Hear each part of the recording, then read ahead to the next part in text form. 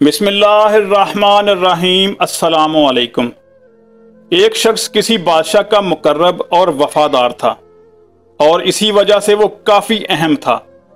वो जब भी बादशाह की मजलिस में बैठता तो अमूमन ये ज़रबुल मिसल बयान करता, अपने मोहसन के साथ उसके एहसान की वजह से अच्छा सलूक करो।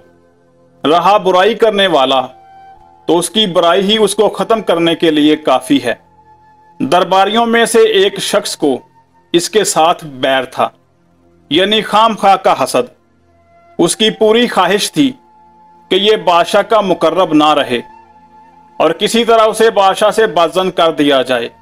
उसने कई कोशिशें की मगर नाकाम रहा। चनाचे उसने एक चाल चली। एक मर्तबा मौका पाकर उसने बादशाह को बताया कि ये जो शख्स आपके सबसे ज्यादा करीब है, आपके जूते तक उठाता है, हालांकि हकीकत में ये आपका दुश्मन है।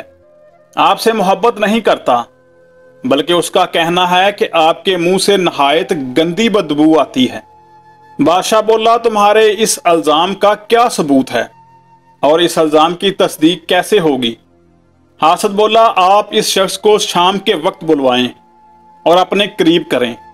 आप खुद ही देख लेंगे कि वो फौरन अपने मुंह पर हाथ रखेगा ताकि आपकी बदबू ना सूंघ सके। बादशाह ने कहा, तुम जाओ, हम खुद उसकी तस्दीक करेंगे। वो हासद बादशाह की मजलिस से निकलकर सीधा उस आदमी के पास गया और उसे खाने की दावत दी। उस शख्स को हासद के हसद और चाल का कतन इल्म ना था। वो तो उसे दोस्त ही समझता था और यूं भी उसके तल्लुकात सब के साथ अच्छे थे। हासद ने उसे खाना खिलाया जिसमें लहसुन शामिल था। खाने के बाद वो बादशाह के दरबार में जा पहुंचा। बादशाह चलने लगा तो उसने उसके जूते पकड़ लिए, साथ ही अपनी आदत के मुताबिक बोला, अपने मोहसन के साथ उसके एहसान की वजह से अच्छा सलूक करो। रहा बुराई करने वाला तो उसकी बुराई ही उसको खत्म करने के लिए काफी है। बादशाह ने उससे कहा, जरा मेरे करीब आओ। जब वो बादशाह के करीब हुआ तो उसने अपने मुंह पर हाथ रख लिया ताकि बादशाह उसके मुंह से लहसुन की बदबू न सूंघ ले। बादशाह ने अपने दिल में सोचा कि मेरे दरबारी ने बिलाशुबा इसके बारे में दुरुस्त ही बयान किया था। इस वाक़या के रावी बकर बिन अब्दुल्ला बयान करते हैं कि बादशाह का यह तरीका था कि वह अपने हाथ से जजा और सजा लिखता था। जब उसने अपनी आंखों से देख लिया कि यह शख्स मेरा मुखलस नहीं बल्कि अंदर से मेरा मुखालफ है, तो उसने एक तहरीर अपने चीफ सेक्रेटरी को लिखी जिसका मजमून ये था, जब इस तहरीर का हामिल तुम्हारे पास आए तो उसको कत्ल करने के बाद उसकी खाल उतार दो और उसमें भूस भरकर मेरे पास भेज दो। बादशाह ने इस शख्स को यह खत दिया और कहा, इसे चीफ सेक्रेटरी के पास ले जाओ। वो इस सरबा मोहर खत को लेकर दरबार से बाहर आया तो उसको वही हासद मिला। हासद ने उस खत को देखा तो पूछा, अरे ये तुम्हारे पास कैसा खत है, जरा मुझे दिखाओ। उसने कहा कि बादशाह ने मुझे सिले के तौर पर यह इनाम दिया है। उस हासद ने इसरार किया कि यह खत मुझे दे दो। उस शख्स ने कहा, यह रहा खत, यह तुम्हारा हो गया। उसने खत लिया और खुशी खुशी चीफ सेक्रेटरी के पास जा पहुंचा। उसने खत को खोला तो कहने लगा, इस खत में लिखा है कि मैं तुम्हें ज़िबा करके तेरी खाल उतार कर बादशाह के पास भिजवा दूं। वो हासद बोला, नहीं नहीं, ये खत मेरा नहीं है बल्कि मेरे फलां दोस्त का है, गलती से मैंने ले लिया है। चीफ सेक्रेटरी बोला, देखो तुम यहां से नहीं जा सकते।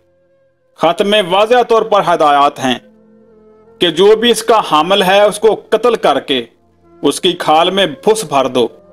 उसने बड़ा वाह वेला किया कि एक मर्तबा मुझे बादशाह के पास जाने का मौका दो, ये मेरे साथ धोखा हो गया है। चीफ सेक्रेटरी बोला, इस खत के हसूल के बाद तुम्हारे पास वापसी की कोई सूरत नहीं है और अब मौत तुम्हारा मुकद्दर है। चनाचे चीफ सेक्रेटरी ने उसको कत्ल करवाया और हसबे हदायत उसकी लाश बादशाह के पास भिजवा दी। वो शख्स जो बादशाह का मुकर्रब था अपनी आदत के मुताबिक दरबार में पहुंचा और इत्तेफाक से अपनी आदत के मुताबिक उसने वो ज़रबुल मिसल बादशाह के सामने दोहरा दी। बादशाह को बड़ा ताज्जुब हुआ और उससे पूछा, मेरे खत का क्या हुआ? उसने जवाब दिया, जब मैं आपका खत लेकर निकला तो मुझे फलां शख्स मिला। उसने मुझसे दरखास्त की ये खत उसको दे दूं, चनाचे मैंने खत उसको बख्श दिया। बादशाह ने उससे कहा, उस शख्स ने मुझे बताया था कि तुम मेरे बारे में कहते हो कि मेरे मुंह से बदबू आती है, क्या ये सच है? उसने कहा, जनाब मैंने तो ऐसी कोई बात कभी नहीं की। बादशाह ने कहा, अच्छा ये बताओ, कल जब मैंने तुम्हें बुलाया था तो तुमने अपने मुंह पर हाथ क्यों रख लिया था? वह कहने लगा, बादशाह सलामत, उस शख्स ने मुझे खाने की दावत दी जिसमें मुझे खूब लहसुन खिलाया। मैंने हाथ इसलिए मुंह पर रखा था कि कहीं आपको इस नागवार बू से तकलीफ ना हो। बादशाह कहने लगा, तुम सच्चे और दुरुस्त हो, अपनी ड्यूटी पर वापस चले जाओ। तुम्हारा कौल दुरुस्त है कि बुराई करने वाला अपने करतूत का मजा आज खुद चख लेता है। इसी को कहते हैं चाकुन राह चा दरपेश, यानी कुआं खोदने वाला खुद ही उसमें जा गिरता है।